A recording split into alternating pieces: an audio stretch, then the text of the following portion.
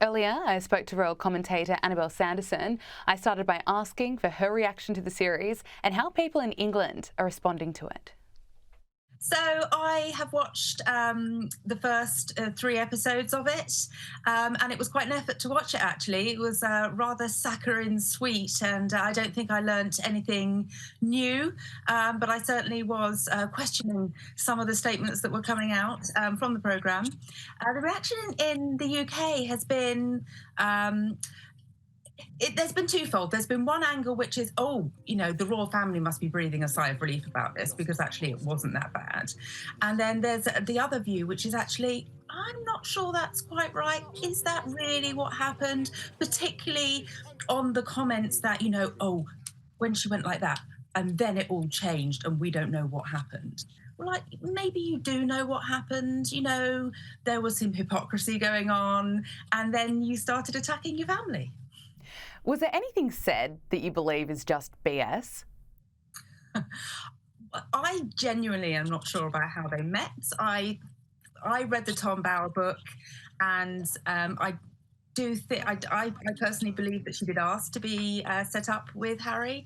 Also, I don't believe this incredible continual attempt to either link Meghan with Princess Diana, or that everything that happened was because of racism. It just really was. There's always going to be some people in the world who are racist.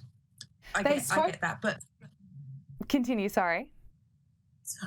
Yeah, there's always going to be some people in the world who are racist, and there was no doubt she was subjected to some horrible statements which were totally unacceptable, and no one should be attacked for their race or where they come from. But do the British public deserve to be called out as sort of a racist nation, which is the impression I got?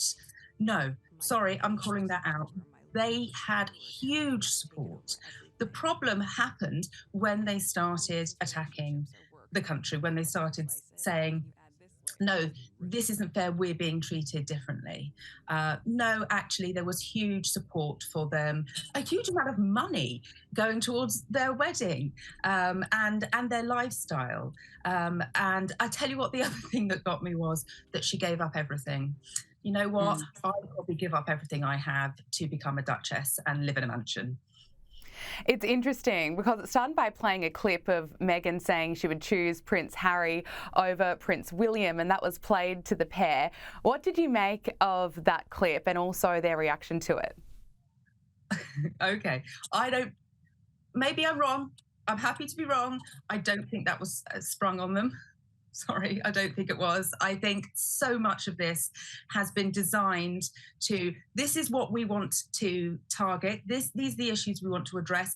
Go and find the footage or the evidence that proves or disproves that. Would she choose Prince William or Prince Harry in 2015? Well, in 2015, Prince William was married, so go for the other one, They spoke about the difficulty of the media and being bombarded by paparazzi time and time again. Wouldn't doing a series like this just bring more attention on themselves? It's a funny one, isn't it? As the Palace, Buckingham Palace press office said after the Oprah interview, recollections may vary. I don't think there's any doubt that Prince Harry had an incredibly difficult upbringing in terms of that paparazzi.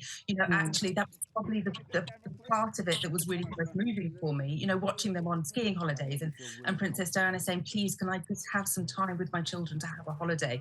That must be awful to deal with. But you don't go asking for privacy and then from almost the moment that you say you're stepping back, have a camera crew following you and courting that kind of media. If you work in the media, the way to stop a story is to say nothing. It's not to do a 6-part documentary. Look, one of the things that stood out to me is when Harry spoke about the pressure to marry a wife that would fit the mould. Was that a criticism, taking a shot at some of the family members? I thought that was quite a dig at Kate, actually, and I'm a big Kate fan. They met at university. Actually, she didn't fit the mould. She wasn't a member of the aristocracy. She was from a well-off middle-class background, and they spent a lot of years getting to know each other, and she went through an awful lot. When when Meghan was announced as Prince Harry's girlfriend, she was welcomed. She was going to bring a new focus to the monarchy. This was someone from a mixed race background. She's an American. She's an actress. The Queen apparently said, "Keep on working." No one ever said, "Right, Harry, you need to look through Debrett's and find the daughter of an earl and go and settle down with her and pop out lots of children and go pheasant shooting." No one would ever have said that. Princess Diana fitted the mold, and actually that didn't work out too well. What did work out well for King Charles now was marrying the upper middle class Queen Consort Camilla. I'm not buying the mold. Will we hear some reaction from members of the royal family? I very much doubt it. You might hear reaction from sources. I imagine you might hear reaction from Meghan and Harry's former staff members.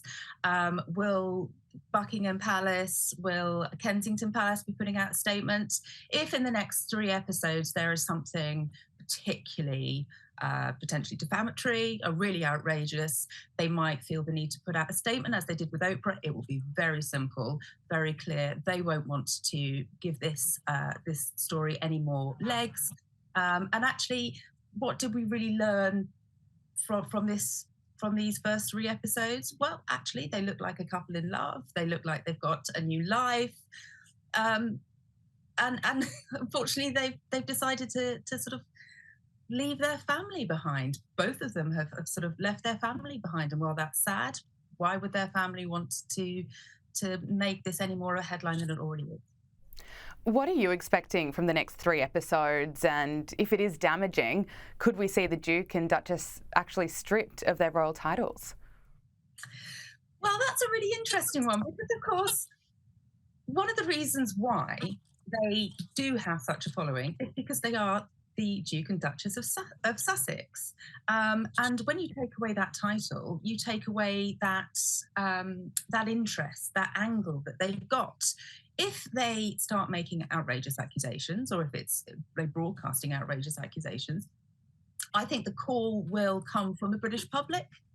Actually, there's already a pretty big demand for them to be stripped of their titles, and certainly it would help. It would help them to live in the privacy they said they wanted to live in if they weren't the Duke and Duchess of Sussex. What's going to come out? What's going to come out the next 3? I think it's going to be more spicy. I think maybe they've warmed us up with the heartwarming love story, but then I think it's going to get a bit mean. We'll have to wait and see. Annabelle Sanderson, thank you so much for your time.